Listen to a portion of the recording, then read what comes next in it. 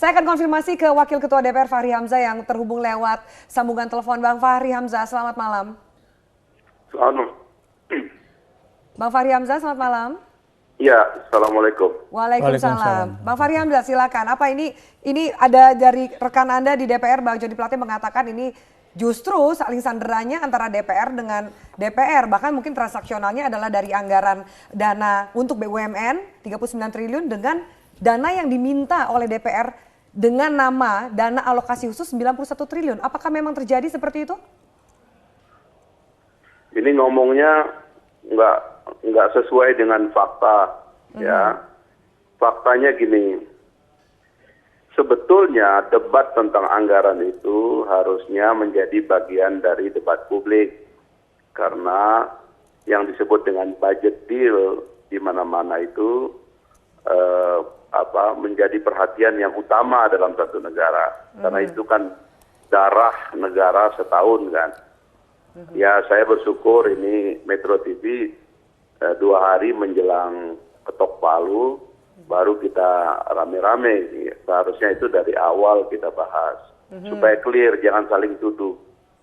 Ya, yang kedua adalah fakta bahwa DPR telah memberikan kemudahan kepada pemerintah karena kita anggap pemerintahan baru, lalu semua itu berjalan sebetulnya semua sesuai kemauan pemerintah. Tidak ada ganjal-mengganjal dan sebagainya, tidak ada. Nah, sekarang ini sudah sampai di ujung, memang ada beberapa yang cukup mencengangkan. Misalnya tadi soal PMN itu di APBNP kita memberikan PMN kepada Kementerian BUMN itu 43 triliun.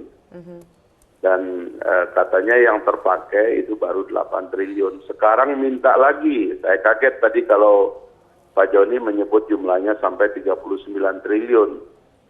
Itu artinya lebih dari 80 triliun akumulasi uang yang kita berikan kepada BUMN. Padahal pemerintah janji kepada rakyat Indonesia, terutama yang di desa, bahwa kita akan mengalokasikan dana desa 1,4 miliar per desa. Yang saya dengar itu baru dapatnya 0,5 miliar. Dan itu pun alokasi atau realisasinya kemarin itu baru 11%. Oke. Kalau kita mau menghidupkan ekonomi, uang ini harus ditumpahkan kepada rakyat.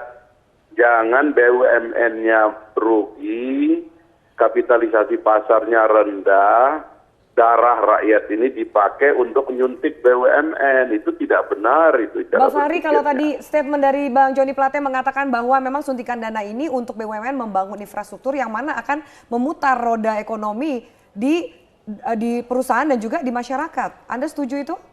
Ini misalnya contoh ya. Ibu Rini, Menteri BUMN, membangun kereta api cepat ke Bandung. Mau cepat apa lagi ke Bandung? Kita naik mobil aja tinggal 2 jam kok sekarang ini. Sudah banyak travel kiri kanan. Ke Bandung tuh udah nggak ada halangan. Bikin kereta api cepat. Saya dengar itu bisa sampai 80 triliun ya. Atau 6 miliar US dollar. Nanti dia bilang ini B2B. Tapi kalau proyek ini rugi, nanti yang nanggung siapa? BUMN juga, karena dia pemegang saham dalam proyek. Nanti BUMN-nya rugi, yang disuruh nambal darah rakyat, APBN lagi.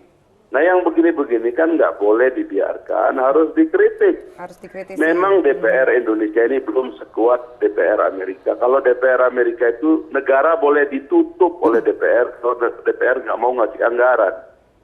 Sekarang ini jalan tidak bisa di-stop, kalau di-stop pun kembali kepada anggaran lama. Tapi tolonglah kita perhatikan pembahasan APBN ini, jangan nuduh kiri kanan, sebab kami baru mendengar PDIP juga tidak setuju dengan PMN ini. Anda merasa dituduh oleh pihak mana, Bang Fahri? Anda bilang jangan menuduh ini? Nggak perlu bilang bahwa ini kepentingan DPR. DPR itu kepentingan rakyat.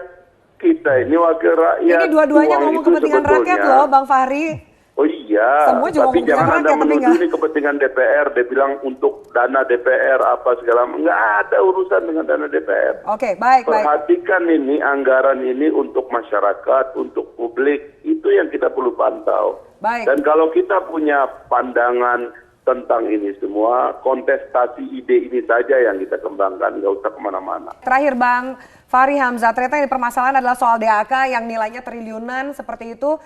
Jelang 30 Oktober, Anda apakah sudah mulai satu paham dengan rekan-rekan yang lain dari berbagai fraksi untuk RAPBN 2016? Besok itu kan rapat sinkronisasi dengan Menteri Keuangan, Badan Anggaran. Dan tugas dari Badan Anggaran adalah merangkum seluruh pendapat dari komisi untuk kemudian dimasukkan dalam postur baru yang disepakati sehingga APBN kita itu utuh begitu. Ya. Kan belakangan ini kita ingin menghilangkan defisit kan dalam APBN kita. Ya. Nah maka kita lihat aja besok kalau posturnya utuh dan disepakati tentu tidak ada masalah. Tetapi yang kami dengar ini alokasi PMN ini banyak yang keberatan. Jangan lupa ya, pendapatan pajak kita ini menurun loh. Bulan Agustus lalu baru 46% pendapatan pajak kita. Ya. Sehingga kalau ada belanja yang terlalu eksesif di periode yang akan datang itu nanti akan menjadi hutang. Sementara pemerintah menganggap dia akan mendapatkan pemasukan pajak tambahan dari tax amnesty. Dewan tidak setuju menjadi pengusul tax amnesty karena harusnya itu menjadi urusan pemerintah sebagai pihak yang memerlukan tambahan anggaran dari masyarakat, dari swasta, dari bisnis gitu. Jadi ini ada banyak sekali persoalan yang kalau gagal dibahas besok maka kita nggak bisa menyelenggarakan paripurna tanggal 30. Jangan sampai gagal Bang Fahri, jangan sampai gagal seperti dikatakan tadi rekan Anda juga. Kalau misalnya ternyata gagal ini menjadi bencana yang ya, tentu luar biasa. Perlu negosiasi dan saya berharap Menteri Keuangan besok arif untuk memenuhi pos-pos yang langsung berkaitan dengan rakyat seperti dana desa. Dan memotong anggaran yang tidak jelas, yang belum tentu itu menguntungkan kita di dalam jangka panjang seperti PMN itu. Ini harapan kami, mudah-mudahan itu bisa Ada rencana bertemu dengan Presiden terkait pembahasan ini?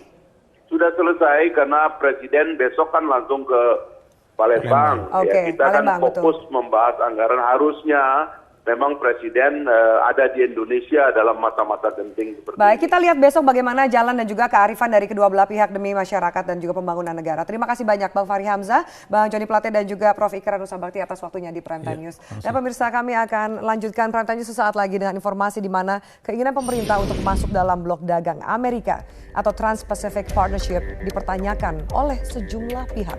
Apa saja pertanyaan tersebut? Kami akan ulas lebih jauh dalam Prime Time News sesaat lagi bersama rekan Wahyu Wibowo.